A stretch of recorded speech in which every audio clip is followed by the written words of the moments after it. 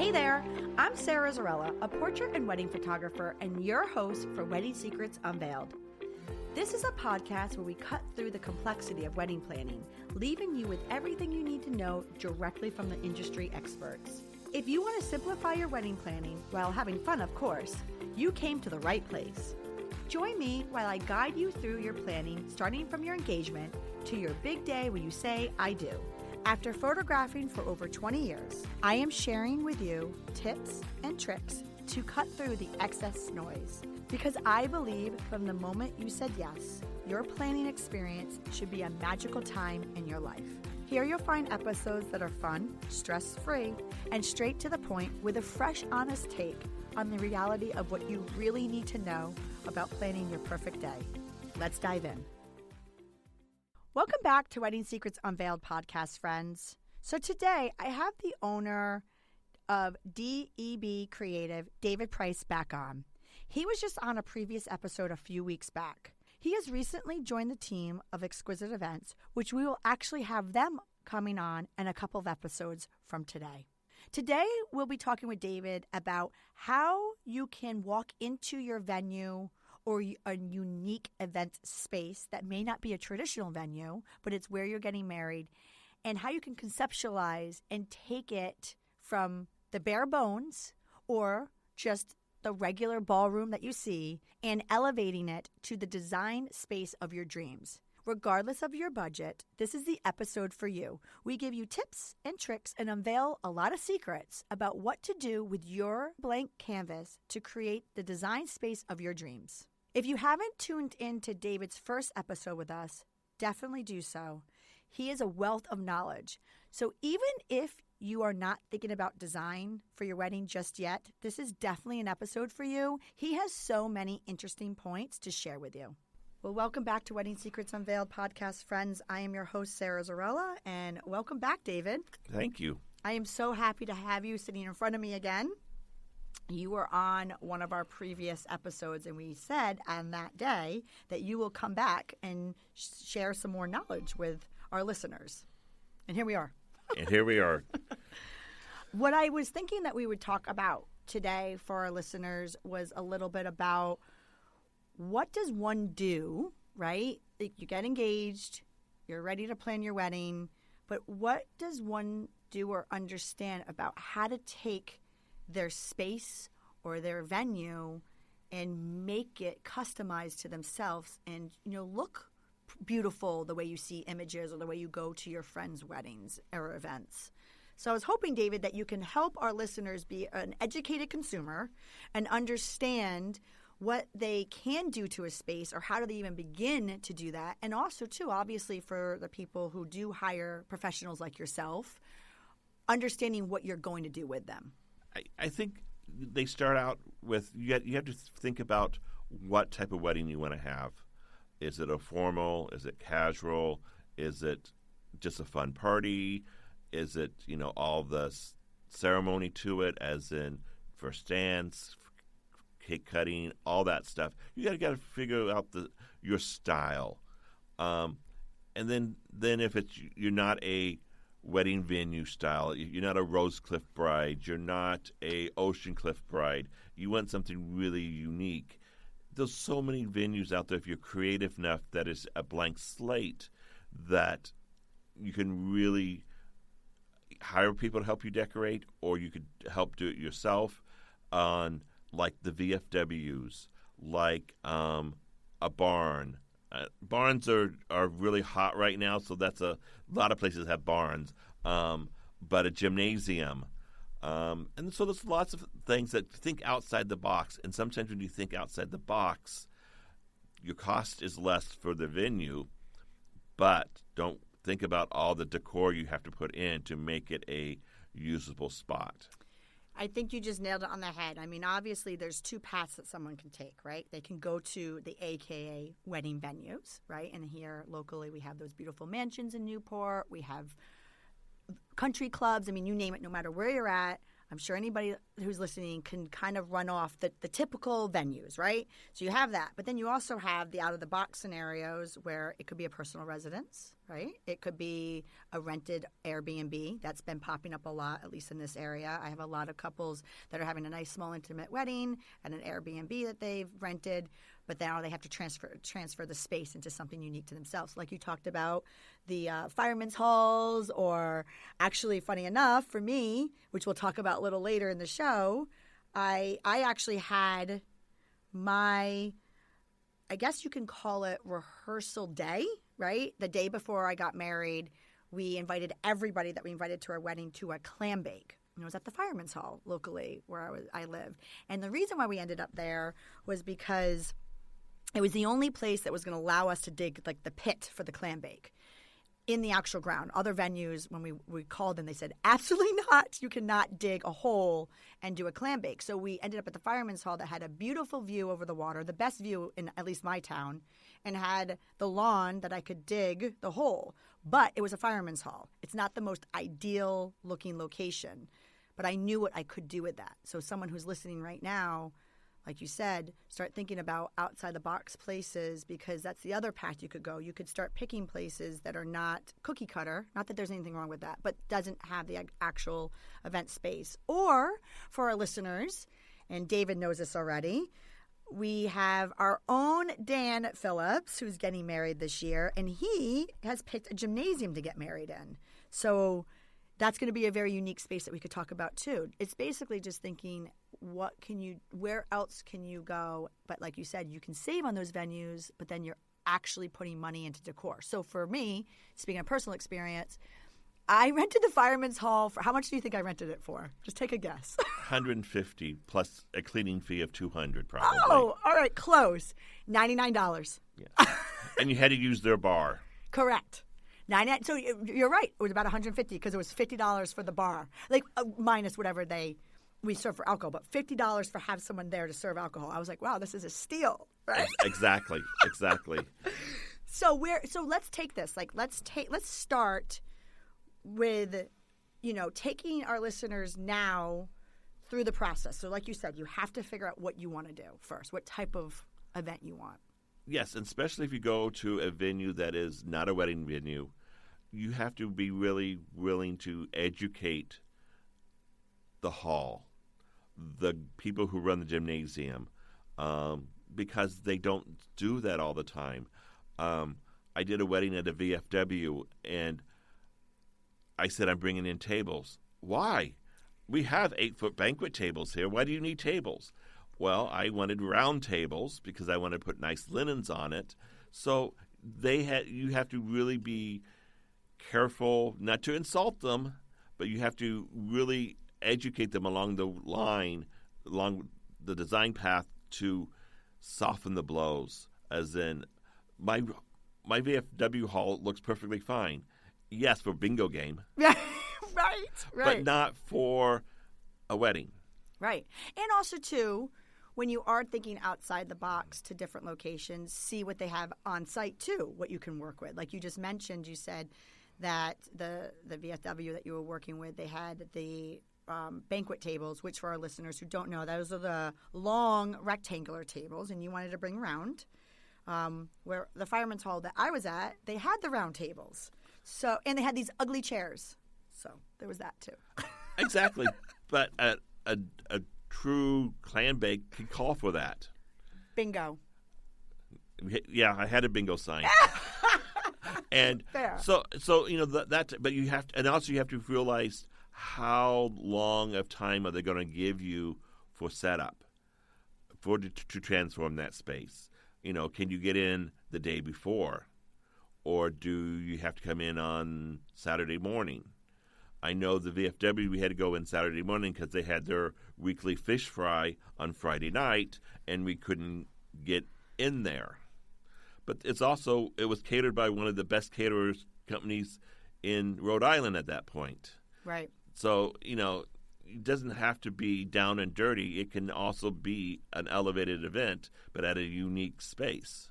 It's so funny you say that. Not that I want to keep talking about my personal experience, but that's where one grabs from, right? It's when I was telling people that you're going to go to the Fireman's Hall, yeah, of course, people just looked at me and smiled and nodded, but you could tell that there was like what? Like, they just didn't understand. But you know what? I had the best clam bake company ever. Well, not ever, but in this area come in. So everybody was fed very well. They had a beautiful view, and I transferred that. I like to think we did it very well, But like you said, it's just thinking a little bit outside the box, but understanding what you have for time for setup.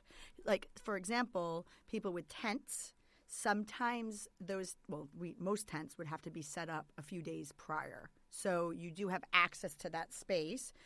Some of the halls, like you said, you have to come in that day. So that does limit your possibility of what you can do as far as decor goes. Or, for example, Dan, who's getting married at a gymnasium. Yes, I know all those listeners are thinking, Fireman's Hall and gymnasium, what is going on with these two wedding professionals? He can get in easily a day before. And I know he wants to start doing some pipe and draping in the gymnasium so they can start that installation days before his wedding. Exactly. And it depends on if you're doing it yourself or you're hiring a company. That's things that they need to do, and especially a site inspection.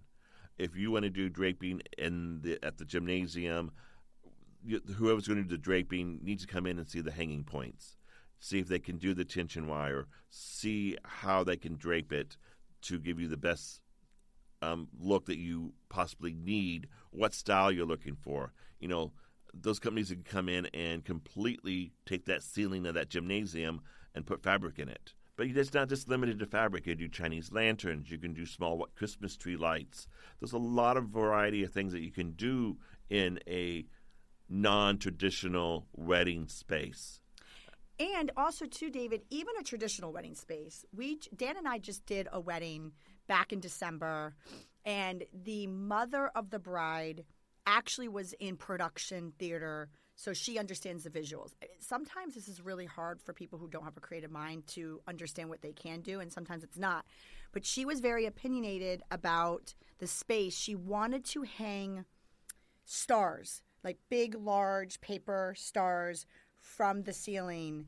And the venue at first was, like you talked about, you have to sometimes see what your limitations are or educate the venue. And the venue at first was like, no, well, why would you want to hang this here? Right. But they agreed that she could do it as long as she did it, didn't have the staff do it. So she went in because, again, she only had the rental space for that day. So she had somebody else come in and install the hanging stars for her daughter's cocktail hour. And I was with them getting ready, photographing, and I heard her get the call. And the venue said, can you not have your friend come after tonight and take them down? We would like to keep them. So it was just kind of funny because, it's a little bit what we're talking about. It's that sometimes, you can think outside the box and what you can do there, and what you can do with the space. And ironically, Dan and I had a wedding the day before at the same location, and just to see hanging stars, that's all, just hanging stars, and it was like night and day, the space. I think when you start looking at venues, you got to keep an open mind. I mean, I've had a lot of brides saying, oh, I can't go there because I had my junior prom there. Well, you got to step into it at a different thought process. You're not the same age. You can change things over. I mean, the Glen Manor House is a perfect example that Portsmouth people can get a discounted rate there, but they've had their junior prom there. They've been there multiple times for the town music festival or whatever. So when you can't rule things out until you clear your mind saying, oh, we could change it this way. We can enter it through the garden instead of through the main house. Those ways that you can change venues that are reasonably priced that you have ruled out just because it doesn't quite work with your vision. Right. And just like I said, we literally did, ironically, a wedding 2 days in a row at the same location. And just having these beautiful, large, significantly large, and a lot of them hanging stars was just a completely different look, just different vibe. And, going off of Dan, for example, he's getting married at the gymnasium, and Dan and I's local town. We're actually ironically from the same town. But the reason being behind that is you talked about some people don't want to go into the Glen Manor House or into the venue where they had their prom. They're like, oh, I just think about my prom. But if you keep an open mind on what you can do with the space, it becomes something different. For him, the reason why he's going there is that space is actually significant because of what has happened prior to his wedding there. It's where his father has worked his whole life. Dad has had all his birthday parties there, all of his events there. So that space is really important to him personally and his family personally. And it's like the same thing for me with the Fireman's Hall. The actual Fireman's Hall itself, I was one of those people that you were talking about where, yes, granted, I didn't have my prom there, but I walked in and said, oh, no, I can't do this because of X, Y, and Z. For me, it was the look of the inside. But it was the only place that I could do a real, authentic clam bake. So I had to keep an open mind. Exactly. And I had a bride who wanted to get married at the house, and middle of Iowa, not a lot of ground to put a tent up, but on 3 sides of the house was cornfields. I talked her father not to plant 2 acres of corn that year. 2 acres of corn, that's money down the drain, he kept telling me. So he didn't plant 2 acres. We planted it with grass, and we made a hallway that he had to go through the cornfield to get to the tent.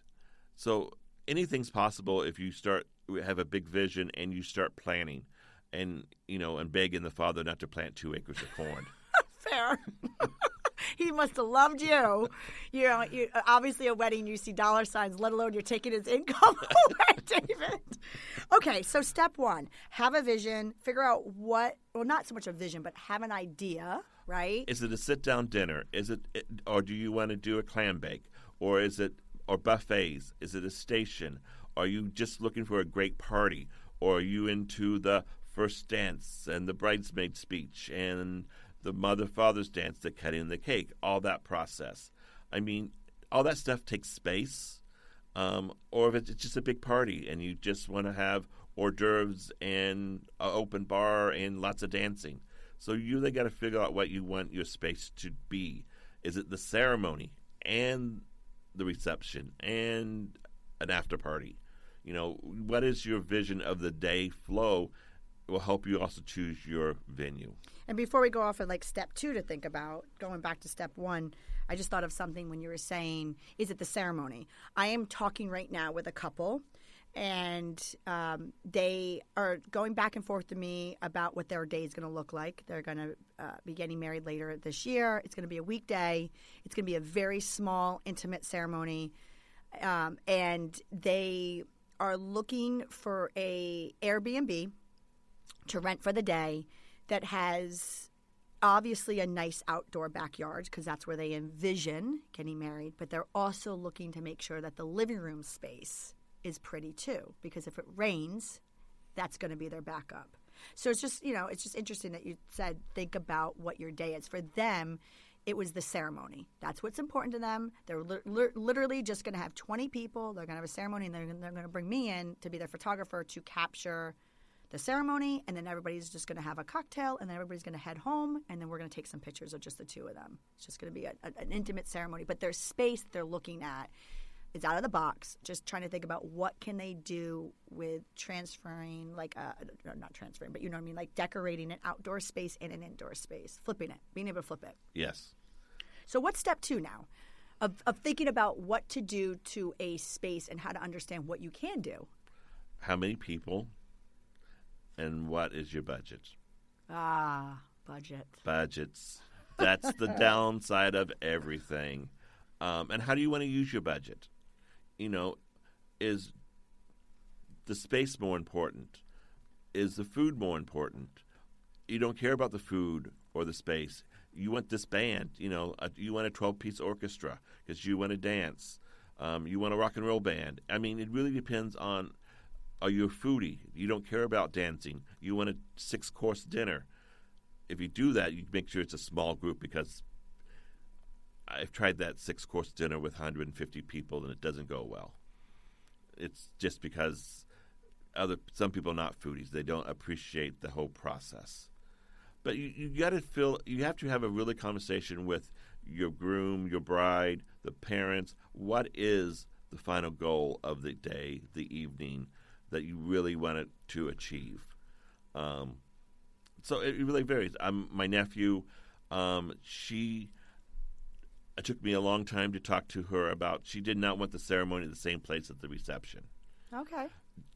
Because she just didn't. She's been to receptions and that the dining tables are the same area as the ceremony, and they come in and sit at the tables and watch the ceremony from their tables instead of going into the chairs. I don't like that if you're not doing a church ceremony, just because I like having everything at the same place. Mm-hmm.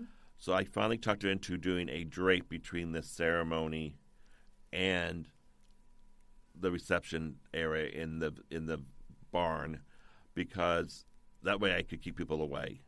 And I had the groomsmen stand at that drape to make sure no one crossed the line from the ceremony until we opened the drapes and let people in. And it worked. And she was happy, and then she didn't have to get into her trolley or a car to go from one place to another place. And what you just did is you saved her money because she didn't have to get the transportation portion. Exactly. So, I mean, that's, so you have to really think about what you want for the whole feel of the wedding. Okay, so now we went over what's personalized for you, how many people, logistics, budget. What's the next thing that somebody who is thinking about what they can do with this space, for someone who doesn't even know what to do, or like you said, it's someone who hires you, this is what you're going to do with them, but just so they understand what you're going to do. I think if it's a really empty space and you really want to transform it, don't DIY it, because you don't have the time, you don't have the energy, you're there for your day, you don't want to spend the day before doing that. Hire a professional, just because they take the stress off, and there's a lot of professionals out there who work within any budgets. Yes. So, yes. I just don't even know what else to say other than yes. Like, it's your day. There is so many things that can go wrong, and you have to set aside some type of budget for someone to execute your idea. Whether you are do-it-yourself or you're not, even the do-it-yourself, someone else has to execute that. So I gave you an example of a mother of a bride who had someone install stars for her. That was a different scenario because that's what she does. She's in production. She's in theater, and she does this for a living. But I would highly suggest that your mother or your best friend or a family member is not installing these items. Exactly. So we're going to take the premise that you're going to hire a professional. Yes. So you have a meeting with a professional, and you discuss what the vision is, what you want to do, and then it's their responsibility to talk to the venue to come up with a design, and then take that design to the venue. So I'm talking on a non-wedding venue. So once you talk with the bride and get a vision and work out a budget, you now need to go to that. I don't even call it a venue because it's not a venue. It's a space, a location. It's a space, a location. Yes. It's a gym. It's a restaurant. It's a rental or anything. Your uncle's barn or machine shed or whatever. Right. Done that too. Midwestern boy here can do anything. And find out what's your restrictions. Can you come in the day before? Can you come in 2 days before? Can you, remove things? Can I take the bingo sign down? Can't. You got to cover it. So you got to talk to the place, whoever's in charge, about what you can't do, because you got to be respectful for the place. Because if you're not respectful to the place, then anything you want to do, they're going to say no. And that also goes back down to hiring a professional. Like, I agree with you. No matter where you're going to take the space, some element of installation has to ultimately, you have to think about it in your budget, that you have to set that aside for a professional. And if you're dealing with the right professional, they're the ones that know the right questions to ask to the location. Exactly. It's not even about also the setup. It's a breakdown. It's can they handle it? Are they having a fish fry the night before? Or are they doing their annual Easter egg hunt on that Sunday afterwards? You got to ask all those correct questions, so you're not stuck Sunday morning and you're breaking down at Saturday night because something's coming in on Sunday. Yeah. There's a lot of logistical things. It's not just the design aspect of it. It's the logistics. And that's something you don't want to have to do on your wedding day. And also, too, again, I hate to keep coming back to my own personal experience, but again, it's just a good way to take the examples and use it in practical situations. For my the clam bake that I did, there was a lot of things that I did on my own because I'm in the industry. So I know what I can put together and what I can do. So yes, I may have done all of these different projects and created all these different things that I needed set up, but ultimately I did not set it all up. I hired an event planner who can also do the installation. And she, like you said, a lot of event planners or designers or they have different packages or services. And she had a service where she handled the logistics of the day and the installation and talking and scheduling all the vendors that had to come in and out and dealing with the venue, which the guy was probably 90 years old and didn't understand half the stuff we were asking that he to do. And you got married in a tent, correct? I got married in a tent, and she also handled that too. But I'm talking about the clam bake day. Oh. Yeah, the fireman's hall. He was 90 years old, basically, and he didn't understand half the stuff we were asking him, and he just said, okay.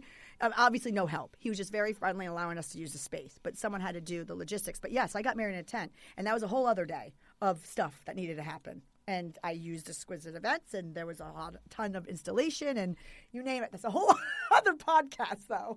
All right, exactly. So, I mean, this one, we're talking about, non-venue places. And we're talking New England. I mean, the other aspect of it, we're on the West Coast. They do everything al fresco, which drives me neurotically crazy but they don't. They don't have rain. I mean, now a couple of years it's been changing, but in the past, they plan anything al fresco, and that's fine. Mm-hmm. You worry about lighting, and that's about it. So, speaking of lighting, where is that on the what to do with your space? Not there yet? Sometimes lighting's more important than decor. Okay. Honest to say. If the space does not have all the proper lighting, and I'm not just talking decorative lighting. I am talking safety lighting. If it's not a venue space, okay, it's a barn. Where are people parking? How dark is it from the barn to the parking field? Is it the gymnasium? It's fluorescent lights, I bet. It's, can they be dimmed? If they can't be dimmed, should they be shut off? Well, it's funny you say about safety because yes, I got married in a tent, and it was actually on a farm property, but there's no lights there. So we thought about that. But again, being in the industry, we think about these things. And the event coordinator and the decor staff I was working with, we came up with – it's just something I didn't want to spend the money in. Yes, you can get tentative lights put in, but we handed out flashlights to everybody. So that way when they were leaving to go to their car, they had some lighting to use. And then also, obviously, we created a path with lanterns and whatnot. For basically, very minimal, not heavy on the budget. I think these flashlights I got online, they're cute, they're pretty, but whatever. They're like $1 each. But extremely important and something that some people would not even think of if they weren't in the industry or working with a professional. Exactly. And little white lights will be your friend. Yes. And especially now that the LEDs, which take up less power, you can do lots of different type of lighting, unique lighting with little white lights. So for someone with a larger budget, if they walk into a space that's non-conventional, you're saying that sometimes lighting is more important than even the decor. So you would suggest if they have a larger budget, just talking to a lighting company. Or have your designer talk to the lighting company because you still want the same feel. You got to find the right lighting company. I work with a lighting company who does rock and roll shows, but they have an understanding and they have a designer on staff who understands the social tent market. So I use them a lot because they have a lot of equipment, but they have someone on staff who understands weddings, social events. It's not a rock and roll show. But if I want that to come up when people are dancing, they got me covered on that one aspect too. So what are some other things, David, that people need to think about when they are walking into their space and trying to think about how to even begin to customize it? Will the space be big enough for everything? The other aspect of it is there space for a caterer?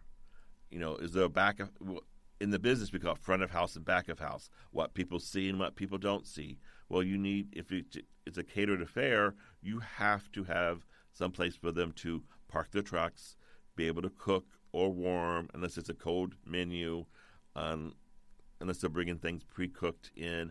So you're just not about the space for your guests. You need to have space for the staff, the cooking, the band stuff. And every band has to have a green room, so that's another aspect you have to have. So when you look at a space, you have to look at what you're doing in it, not just can it sit 150 people? Can I have a dance floor? I mean, that makes a big difference. Are you big dancers? You want a big dance floor, so the space has to handle your tables and chairs and a dance floor. You're just not sitting 150 people. They say, oh, yeah, we do bingo every night. We have 300 people. Well, that's 300 people at long tables, and they're sitting down. And they're sitting down. There's they no haven't dancing. Moved. They're not moving. They're not having a wedding cake. And, so there's lots of things to think about when you do something that's non-wedding related venue or space or has never done anything like that before. I would really recommend that you have a planner or a designer or a production person if you really take that direction, unless you've been in the business and see what it is, or you want to keep it simple. There's nothing wrong having a simple wedding because it's about the ceremony, it's about the commitment, and that's sometimes people forget and they get wrapped up as why we're having this wedding. And that's one reason at one point I really slowed down because I had too many brides straight in a row that was all about the show and not about the cause. Well, what I'll do is before we take our quick break, I'm going to leave you with one thing. It's funny that you just brought this up. That same couple that I was telling you about earlier that we are looking into an Airbnb because the ceremony is the most important. And obviously the pictures, hence why they're bringing me into it. And they are going to do some decor. But their email to me was, literally I was just emailing them last night. Their email to me was, if I had to sum up our wedding, what it would be is nothing fancy, just love. Yeah, that's great. Yeah. And that's something people forget about. Yeah. So what we're going to do, David, is we're going to take a quick break. And then when we come back, we'll dive a little bit more into taking that space and bringing it into your vision of decor.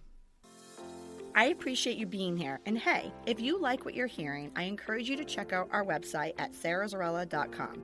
And don't forget, you can actually subscribe to this podcast